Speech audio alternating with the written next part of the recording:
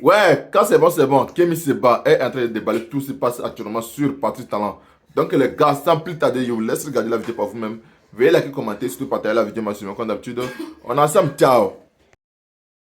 Les gouvernements ouest-africains pro-Occident, leur peuple, les États de l'AES et la notion de subalternité. Que la paix, dans la mesure du possible, soit sur chacun d'entre vous. Je pense qu'on a un certain nombre, depuis ces dernières années, à constater, à observer une propension chez les gouvernements ouest-africains pro-Occident, et je vais particulièrement circonscrire cette réalité au gouvernement ivoirien et au gouvernement de mon pays, le gouvernement béninois, charité bien ordonnée, commençant par soi-même, à agir vis-à-vis à la fois de leurs respectives populations, mais aussi vis-à-vis des États qui cherchent à quitter la plantation, en l'occurrence vis-à-vis des États de l'AES, une propension à agir avec un profond mépris bourgeois, visant à délégitimer toutes celles et ceux qui ne sont pas issus de leur caste bourgeoise coloniale que vous et moi connaissons. On va s'appesantir beaucoup plus particulièrement sur le cas de mon pays, le Bénin, où le rapport qu'a le gouvernement béninois, qu'entretient le gouvernement béninois avec son propre peuple, dès lors que son propre peuple ose refuser ce dont quoi on a décidé de l'astreindre, en l'occurrence la résidence des loisirs, des concours les plus stupides, de la musique, mais dès lors qu'il sort de ce rôle-là dans lequel on veut l'incarcérer et que le peuple veut s'exposer et se prononcer sur des questions d'injustice sociale, sur des questions de malgouvernance, sur des questions de coup d'État constitutionnel dont sont responsables les membres de la mafia Talon Wadani, le peuple est criminalisé, balayé, incarcéré. Et parfois, dans certains cas, comme ça a été le cas avec la jeune petite sœur, une de nos sympathisantes, la jeune et courageuse Agodje, Florence Kimbo, une jeune béninoise de 21 ans qui a osé dénoncer les dérives du gouvernement Patrice Talon, elle est psychiatrisée. Parce que le gouvernement béninois n'accepte pas que celles et ceux qui ne sont pas issus de sa caste néocoloniale bourgeoise puissent émettre une pensée. Et de la même façon, ils sont dans ce processus de délégitimer toute critique émanant des États de l'AES qui osent dénoncer l'alignement néocolonial du gouvernement béninois avec une entité qui ne s'est jamais cachée dans sa volonté de vouloir déstabiliser les États sahéliens, en l'occurrence le gouvernement néocolonial français. Il est important de comprendre, et on l'a vu d'ailleurs à travers la dernière sortie du général Abdourahmane Tiani, chef de l'État du Niger, président du Niger, sortie qui a été caricaturée, vilipendée, critiquée. On a tout fait pour essayer d'humilier, il n'y arrive pas, mais d'humilier le chef de l'État du Niger en le faisant passer pour un chef d'État qui serait arriéré, qui serait à la tête d'une nation arriérée, parce que dans la perception bourgeoise néocoloniale béninoise, toutes celles et ceux qui ne font pas partie de leur caste sont délégitimés du droit de penser. Cette logique-là et cette réflexion-là s'inscrit parfaitement et profondément dans ce qu'Antonio Gramsci, philosophe marxiste italien, expliquait et rédigeait lorsqu'il était incarcéré dans son ouvrage référence Les Cahiers de prison, où il parlait de la notion des subalternes, c'est-à-dire toute une partie de la population qui n'est pas autorisée à exprimer une pensée. Le prolétariat, la population prolétarisée, la population qui n'est pas issue de cette bourgeoisie néocoloniale, elle n'a pas le droit d'exprimer une pensée, une réflexion, que ce soit les paysans, que ce soit les masses populaires de manière générale. En Occident, ça pouvait être une partie de la population, mais dans les pays du Sud global et plus particulièrement dans nos pays en Afrique, c'est généralement la majeure partie de la population. Cette partie-là est interdite d'exprimer une critique sociale. Gayatri Spivak, militante et penseuse indienne du postcolonialisme, a approfondi le concept d'Antonio Gramsci en parlant de la notion de subalternité et en expliquant que certains sont astreints à la résidence de l'absence du droit de pouvoir exprimer une pensée, dès lors qu'ils sont dans la caste mise de côté, dans la caste socialement exclue, dans la caste politiquement exclue, ils ne peuvent pas exprimer une quelconque réflexion ayant pour objectif de remettre en question le statu quo que nous connaissons. Dans un autre ordre d'idée, mais qui est en réalité profondément lié, Miranda Fricker a théorisé ce que l'on appelle l'injustice épistémique.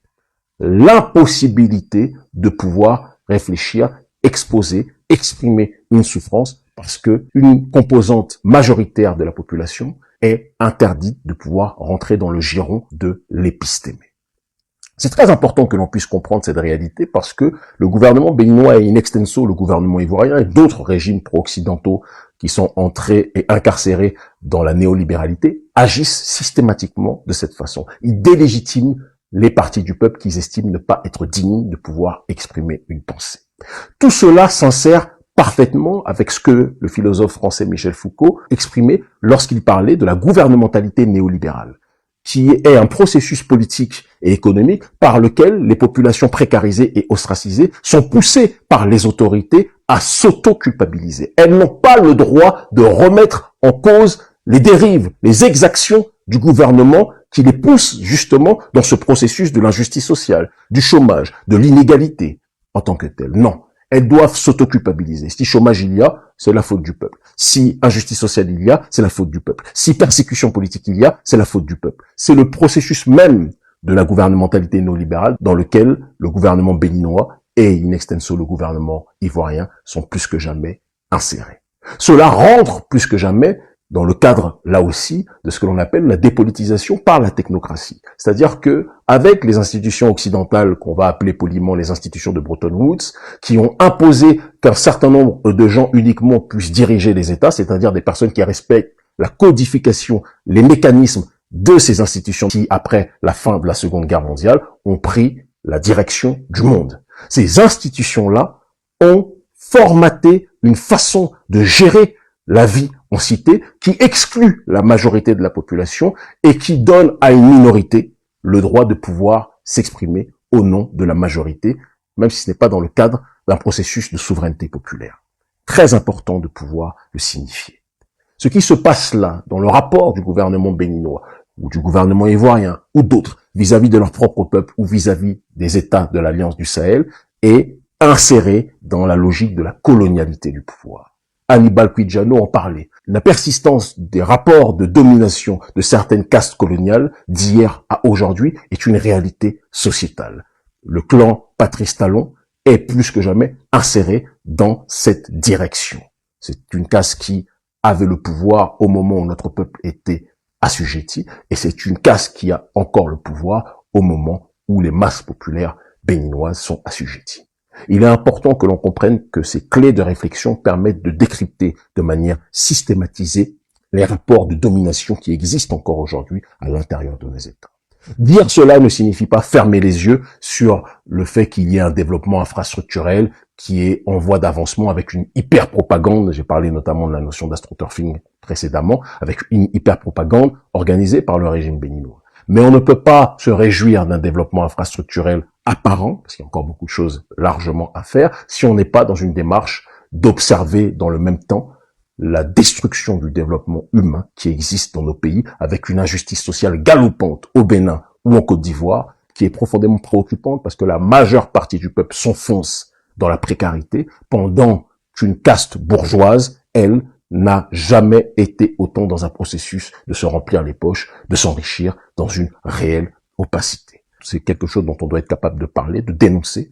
Je rends hommage par cette même occasion à celui qui m'a formé en philosophie politique, le philosophe gabonais Grégoire Biogo, de 2011 à 2015. C'est quelque chose qu'on ne fait pas suffisamment en Afrique. On ne rend pas hommage aux aînés qui nous donnent les clés de compréhension. Les jeunes vont vite, mais les aînés connaissent la route. Quand ce sont des aînés vertueux, il faut être capable de pouvoir rappeler cette réalité. Et donc, je ne cesserai jamais de rendre hommage au professeur Grégoire Biogo sur ce point. Le combat que nous menons est un combat de dignité. Et nous n'allons jamais, je le dis avec simplicité, laisser la mafia néocoloniale que vous constituez continuer à prendre en otage notre pays.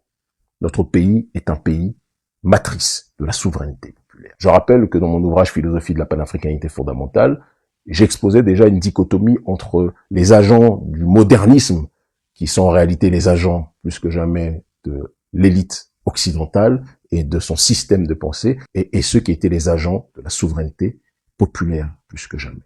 Nous sommes dans cette dichotomie-là. Nous sommes dans cette logique-là. Ceux que vous pensez être arriérés sont ceux qui sont en réalité dans une démarche de vouloir être attachés à leurs valeurs. Pas attachés comme un masque touristique qui est un outil commercial que vous utilisez pour faire venir tel un attrape-nigo la diaspora par rapport à la logique du vaudou, de l'esprit. Non, je ne parle pas de ça. Je parle d'une authenticité qui consiste à se couper plus que jamais de la matrice de la néolibéralité dans laquelle nos peuples sont insérés, incarcérés par votre biais.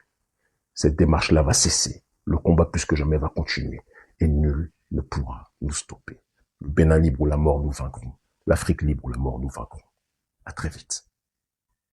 Ouais, merci beaucoup d'avoir regardé la vidéo jusqu'à la fin. Veuillez liker, commenter, surtout partager la vidéo maximum comme d'habitude. On est ensemble. Ciao.